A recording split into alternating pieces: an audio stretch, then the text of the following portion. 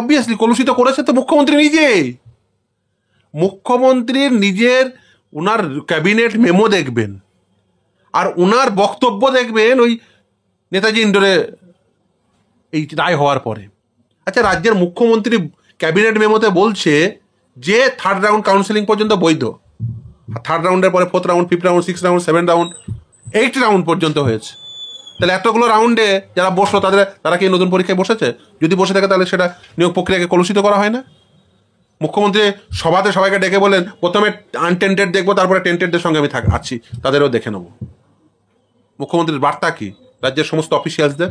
যে দেখো আমি টেন্টেডদের সঙ্গে রয়েছি। এই পরিস্থিতি মমতা ব্যানার্জি তৈরি করেছেন।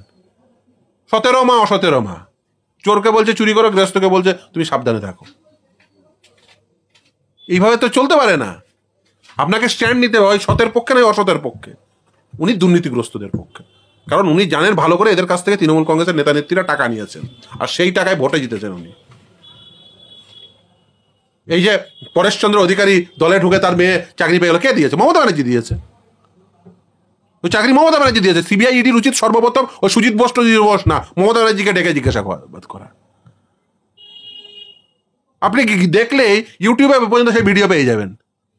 এই গান্ধী এই যে প্রেস ক্লাবের সামনে ছেলেমেয়েরা অবস্থান বিক্ষোভ করছিল এই অঙ্কিতা অধিকারীর চাকরির বিরুদ্ধে, কে পৌঁছে গেছিল সেখানে? মমতা ব্যানার্জি নিজে।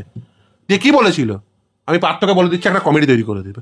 পার্থ চ্যাটার্জি জেলে বসে আছে সেই কমিটি, ইলিগাল কমিটি তৈরি করার জন্য। আর যে পার্থ চ্যাটার্জিকে বললো সে জেলের বাইরে ঘুরে বেড়াচ্ছে, এখনো সিবিআই ইডি একদিনের জন্য তাকে জিজ্ঞাসাবাদ করেনি। কেন?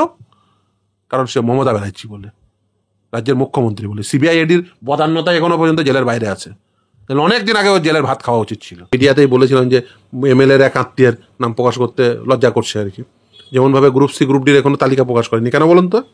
গ্রুপ সিতে অর্থাৎ ক্লার্ক পদে বৃষ্টি মুখার্জির নাম থাকবে। বলছে টেন্টেডরা গ্রুপ সিতে পরীক্ষায় বসতে পারবেন না, কিন্তু টেন্টেড কারা সে লিস্ট বের করেনি এখন। ওই টেন্টেডের লিস্টে কার নাম থাকবে? বৃষ্টি মুখার্জি। বৃষ্টি মুখার্জি কে? মুখ্যমন্ত্রীর আত্মীয়া, মমতা ব্যানার্জির আত্মীয়া। আপনারা কি করবেন? যে লিস্ট বের করে গোল করে দাগ দিয়ে দেখাবেন 7 বেড়ে এই দেখো 55 হয়েছে, সেই বৃষ্টি মুখার্জি যে মমতা ব্যানার্জির আত্মীয়া, সেই জন্য ও লিস্টটা বের করছে না, এসএসসি লিস্ট বের করছে না।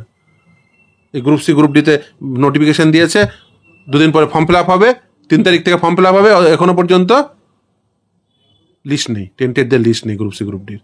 আর নবম দশম একাদশ দ্বাদশের ক্ষেত্রে যে লিস্ট বের করেছে সেই লিস্ট অসম্পূর্ণ। তাহলে একদিকে অস্পষ্ট এবং অসম্পূর্ণ। অস্পষ্ট কেন? সেখানে শুধু নাম আছে, একই নামের ব্যক্তি তো গোটা পশ্চিমবঙ্গে 50টা থাকতে পারে। তার বাবার নাম কি, কোন স্কুলে চাকরি করে, কোন জেলার নাম দিতেই হবে, নাহলে ডিস্ট্রিক্ট ম্যাজিস্ট্রেটরা কি করে টাকা আদায় করবেন তাদের কাছ থেকে? এই যে মানে বেসিক্যালি সব কিছু ঢেকে রেখে দেব, এই যে প্রয়াস, এই প্রয়াস সঠিক নয়।